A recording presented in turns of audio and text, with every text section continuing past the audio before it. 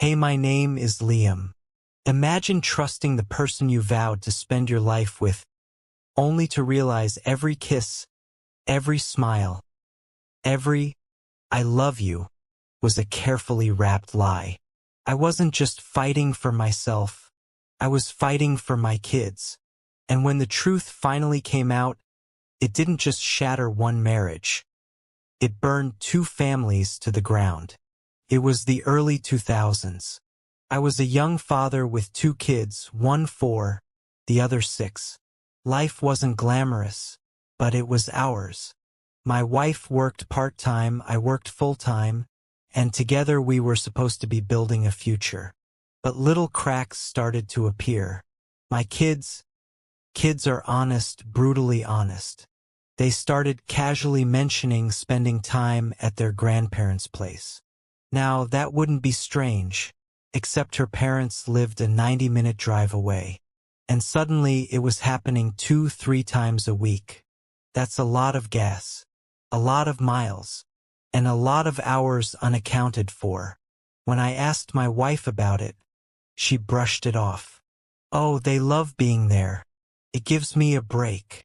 But her eyes shifted. Her voice cracked just a little. And I knew she was a terrible liar. That night, my chest burned. You ever have that heavy, gnawing feeling in your stomach? Like you're trying to convince yourself everything's fine, but your gut knows? That was me. I started tracking the mileage on her car. Nothing fancy, just jotting down numbers. And week after week, the truth painted itself in black ink.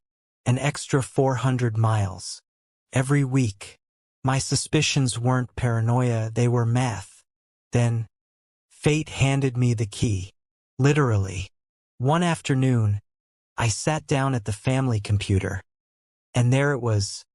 A sticky note with her AOL password. Just lying there.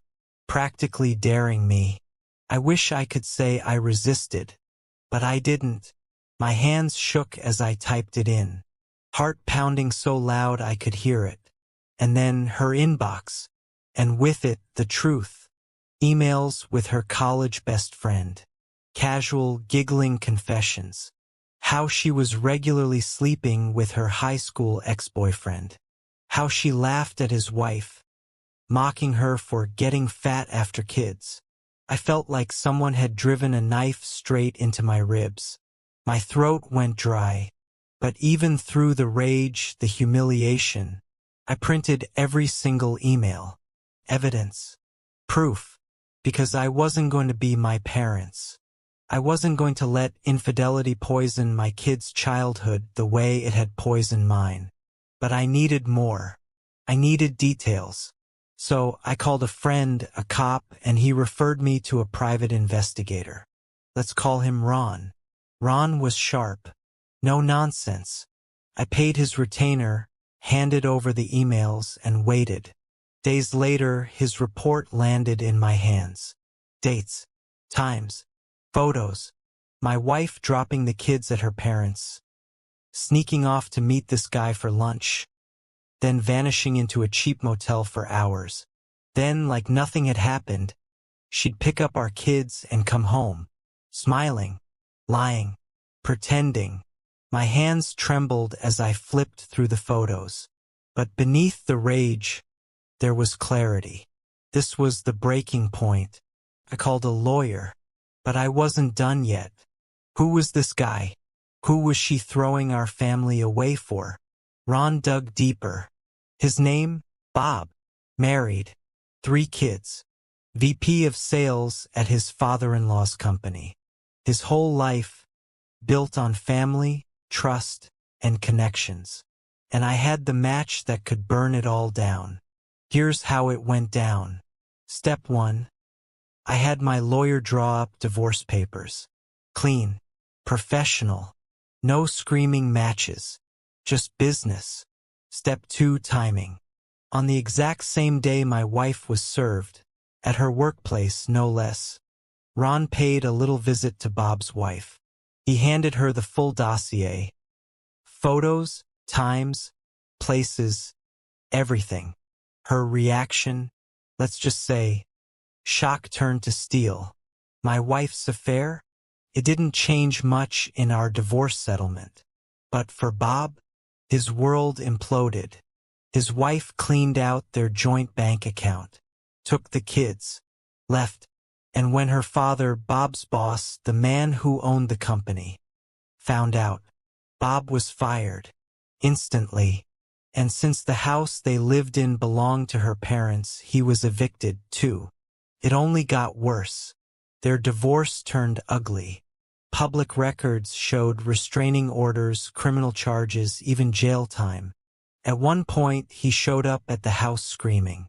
His wife's brother broke his nose. The man who thought he could cheat without consequence? He lost everything. Job, family, home, reputation. Last I heard, Bob left the state. No social media, no trace, just a ghost of the life he once had. And me? My divorce wasn't fun, but it was clean. For the kids' sake, I kept things civil. I didn't fight her unless it was about the children. And once they grew up, I cut all ties. Do I hate her? No, I don't waste my energy on that. She's their mother, and that's all she'll ever be to me. But justice? Justice was served. Picture it.